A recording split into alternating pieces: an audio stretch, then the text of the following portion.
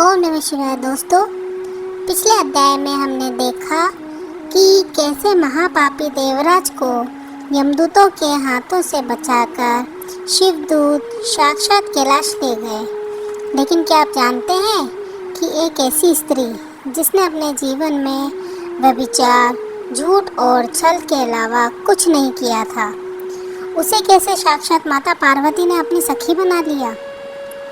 आज के इस अध्याय 3 में हम प्रवेश कर रहे हैं चंचुला नाम की स्त्री की रोंगटे खड़ी कर देने वाली कथा में। यह कथा बताती है कि जब पाप का घड़ा पूरी तरह भर जाता है, तब शिव पुराण की शरण में आने से इंसान का जीवन कैसे पूरी तरह बदल जाता है। वीडियो को अंत तक जरूर देखिएगा, क्योंकि आज की यह कथा मन को झकझोर देने वाली है। सूत जी ऋषियों को आगे कथा सुनाते हैं। हे मुनियों, वाशकल नाम के एक गांव में बिंदुक नाम का एक दुराचारी ब्राह्मण रहता था। वह नाम का तो ब्राह्मण था, लेकिन उसके काम अत्यंत नीच और पापी थे। वह वेश्याओं के चक्कर में पड़ा रहता था, चोरी करता था और अपने धर्म से पूरी तरह भटक चुका था। उसकी पत्नी का नाम था चंचुला। शुरुआत में चंचुला एक साधारण स्त्री थी, लेकिन अपने पति के कुसंग और गलत व्यवहार के कारण वह भी पाप के रास्ते पर चल पड़ी। उसने भी अपने पति के साथ छल किया और व्यभिचार के गंदे दलदल में उतर गई। दोनों पति पत्नी ने ईश्वर का नाम भूलकर केवल पाप, वासना और छल में अपना पूरा जीवन बिता दिया। समय का चक्र बीता और बिंदुक की अचानक मृत्यु हो गई। अपने जीवन भर के घोर पापों के कारण बिंदुक को यमदूत घसीटते हुए ले गए और उसे नरक की खौफनाक आग में झोंक दिया। नरक की यातनाएं भोगने के बाद वह एक भयानक और विद्रुप प्रेत के रूप में एक घने जंगल में भटकने लगा। उधर पति की मृत्यु के बाद चंचुला को भी थोड़ा वैराग्य हुआ।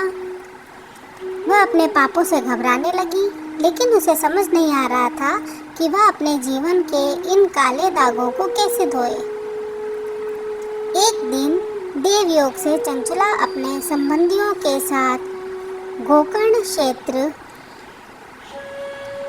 पहुंची। वहाँ एक विशाल शिव मंदिर था, जहाँ बहुत से साधु संत और भक्त एकत्रित थे। मंदिर में एक ज्ञानी पंडित जी बड़े भाव से शिव महापुराण की पावन कथा सुना रहे थे। चंचुला मंदिर के कोने में जाकर बैठ गई। जैसे जैसे पंडित जी के मुख से शिव महापुराण की कथा, भगवान शिव की करुणा और भक्ति की महिमा उनके कानों में पड़ी, उनका हृदय कांपने लगा। कथा सुनते सुनते चंचुला को अपने द्वारा किए गए एक एक पाप का एहसास होने लगा। उसकी आंखों से आंसुओं की धारा बहने लगी। वह थरथर कांपने लगी कि मृत्यु के बाद उसका क्या भयानक हश्र होगा। कथा समाप्त होने के बाद जब सभी लोग चले गए, चंचुला रोती हुई पंडित जी के चरणों में गिर पड़ी। उसने अपने दोनों हाथ जोड़कर कहा, हे महाराज, मैं बहुत बड़ी पापनी हूँ। मैंने अपने जीवन में अनगिनत पाप और अधर्म किए हैं। मेरा पति भी पापी था जो मर चुका है। मुझे अपने कर्मों से बहुत डर लग रहा है।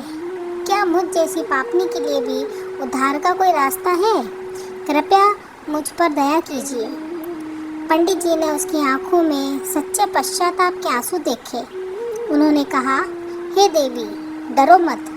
भगवान शिव करुणा के सागर हैं।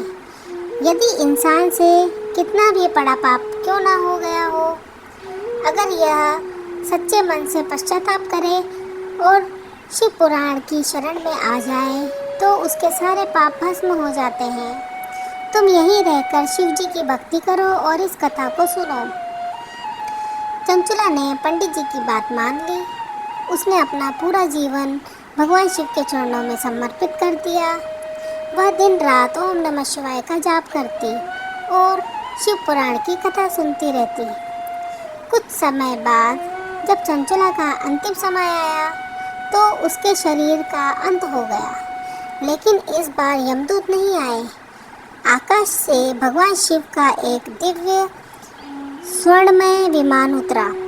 शिवदूतों ने चंचला को आदरपूर्वक उस विमान में बिठाया।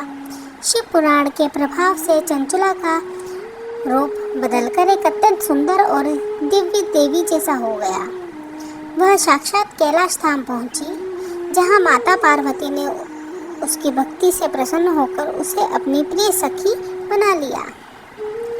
सूत जी ऋषियों से कहते हैं, हे ऋषियों, यह कथा हमें यह सिखाती है कि पश्चाताप की एक बूंद पाप के पूरे समुद्र को सुखा सकती है। चंचला ने जब अपने पापों को स्वीकार किया और सच्चे दिल से भगवान शिव की शरण ली तो उसका जीवन बदल गया। तो दोस्तों, यह थी चंचला के जीवन के उद्धार की वो अद्भुत कथा। लेकिन कहानियाँ खत्म नहीं होती। कैलाश पहुंचने के बाद भी चंचला को अपने पति बिंदु की याद आई, जो जंगल में एक डरावना प्रेत बनकर भटक रहा था। चंचला ने माता पार्वती और शिवजी से अपने पति के लिए प्रार्थना की। अगले अध्याय में हम जानेंगे कि कैसे एक प्रेत बने पापी का उद्धार करने के लिए गंधर्वराज तुम्बुरु खुद धरती पर आए।